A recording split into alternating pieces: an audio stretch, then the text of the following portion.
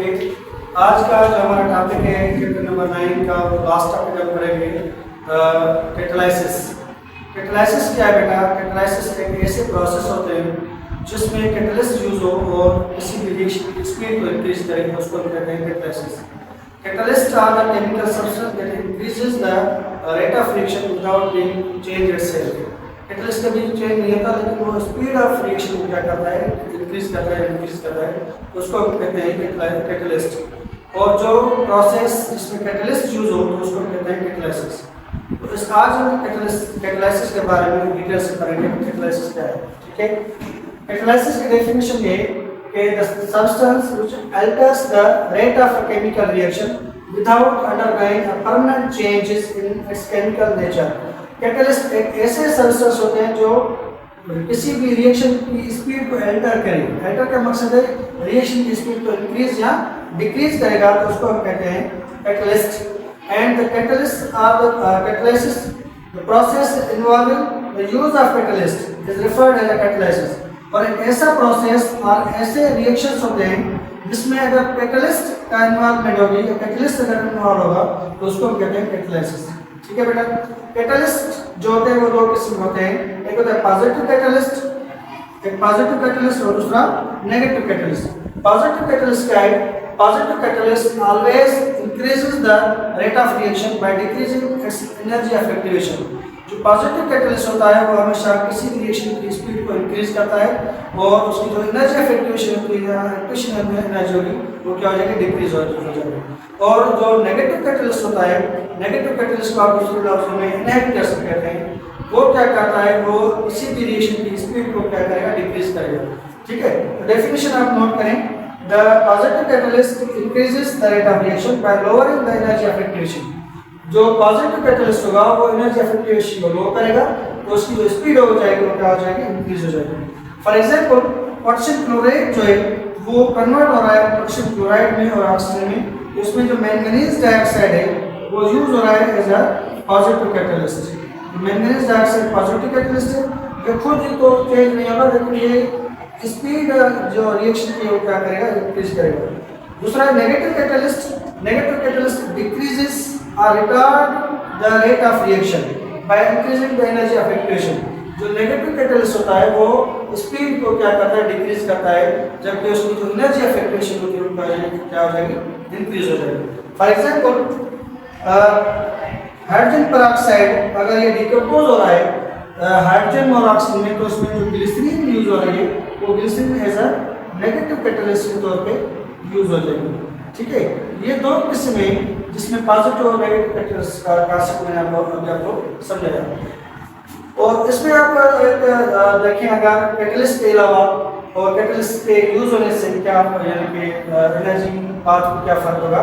For example अगर हम catalyst use नहीं करें, किसी भी रिएक्शन में कैटलिस्ट यूज नहीं करें तो इसका जो ग्राफ होगा वो ये सपोज का रिएक्टर से तो कन्वर्ट हो जाएगा प्रोडक्ट में, लेकिन एनर्जी ऑफ एक्टिवेशन क्या हो जाएगी, एनर्जी ऑफ एक्टिवेशन इसमें विदाउट कैटलिस्ट, कैटलिस्ट के बिना तो एनर्जी ऑफ एक्टिवेशन हमेशा यानी कि इंक्रीज हो जाएगी, तो रिएक्टर्स क्या हो जाएगी, कन्वर्ट हो जाएगी प्रोडक्ट में।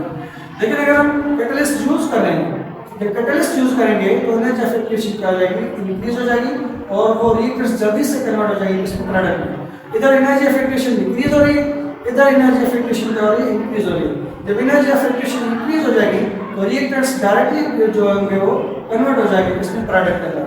तो ये जो डायग्राम आप देख रहे हैं, तो इस डायग्राम के अंदर ये लोअर साइड है, लोअर साइड में क्या होगा कि रिएक्शन जल्दी से कंप्लीट हो जाएगी प्रोडक्ट के अंदर।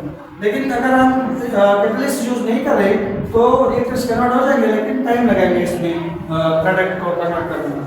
ठीक है, तो दूसरा मैंने आपको पॉइंट किया कि catalyst has no effect on total enthalpy of reaction. MCQs के हवाले से जो एप्लीकेट क्वेश्चंस आते हैं कि भाई क्या इसका इफेक्ट होता है इसमें कैटलिस्ट का एंथैल्पी पे, ये याद रखें कि कैटलिस्ट का इफेक्ट कोई भी नहीं होता इसमें टोटल एंथैल्पी ऑफ रिएक्शन पे।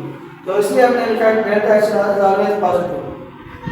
टाइप्स ऑफ कैटालिसिस, कैटालिसिस के दो टाइप्स होते हैं, एक होता है होमोजेनियस कैटालिसिस और दूसरा होता है हेटेरोजेनियस कैटालिसिस। होमोजेनियस कैटालिसिस का मकसद ऐसा है कि अगर फिजिकल स्टेट रिएक्टेंट्स की और कैटलिस्ट की सेम होगी तो उसको कहते हैं होमोजेनियस कैटालिसिस। और हेटेरोजेनियस कैटालिसिस में अगर जो फिजिकल स्टेट रिएक्टेंट्स की और अगर इसकी यानी कैटलिस्ट की अगर डिफरेंट हो जाएगी तो उसको कहते हैं हेटेरोजेनियस कैटालिसिस। ठीक है, देखें अगर इसमें सल्फर डाइऑक्साइड रिएक्ट कर रहा है ऑक्सीजन के साथ तो कन्वर्ट हो रहा है सल्फर डाइऑक्साइड में, उसमें नाइट्रोजन ऑक्साइड है, तो दोनों की जो स्टेट है फिजिकल स्टेट ये दोनों गैसेस फॉर्म है, ऑक्सीजन गैसेस फॉर्म है, सल्फर डाइऑक्साइड गैसेस फॉर्म है। तो जो कैटलिस्ट NO है वो क्या है, वो गैसेस फॉर्म है, तो ये क्या करेगा, इसमें कन्वर्ट करेगा इसमें सल्फर डाइऑक्साइड में।